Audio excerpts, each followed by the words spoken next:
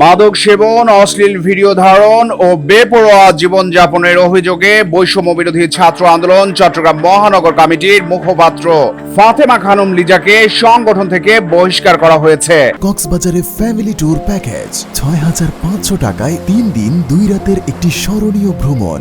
বান্দরবানের মেয়ে লিজা চট্টগ্রাম কলেজের শিক্ষার্থী ছিলেন।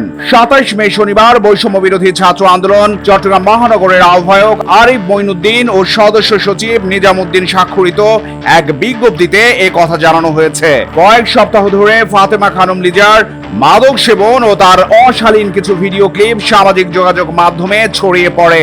এতে নেট জগতে ওঠে সমালোচনার ঝড়। বিব্রতকর অবস্থায় পড়েন বৈষম্য বিরোধী ছাত্র আন্দোলনের নেতাকর্মীরাও। এরপর বৈষম্য বিরোধী ছাত্র আন্দোলন চট্টগ্রাম মহানগরের নেতারা লিজাকে বহিষ্কারের সিদ্ধান্ত নেন। চট্টগ্রাম প্রতিদিনের কাছে আসা এমন বেশ কিছু ভিডিও ক্লিপ ও ছবিতে দেখা যায় ফাতেমা খানম লিজা কোনটিতে মাদক সেবন করছেন, কোনটিতে আবার তাকে অশালীন অবস্থায় দেখা যায়। এছাড়া তার কিছু আপত্তিকর কথোপকথনও চট্টগ্রাম প্রতিদিনের হাতে এসেছে।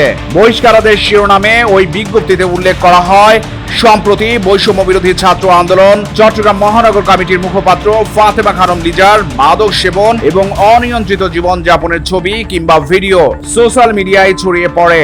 জুলাই গণ অভ্যুত্থানে প্রায় ১৪০০ শহীদ ও অর্ধলক্ষ আহতদের উপর দাঁড়ানো এই প্ল্যাটফর্মের কোন সদস্যদের এমন অনিয়ন্ত্রিত ও অসামাজিক কার্যকলাপ জনমনে প্রশ্ন তৈরি করেছে। তাই ফাতেমা খানম লিজাকে চট্টগ্রাম মহানগর কমিটির মুখপাত্র পদ থেকে অব্যাহতি প্রদান করা হলো। চট্টগ্রাম প্রতিদিন নিউজ ডেস্ক।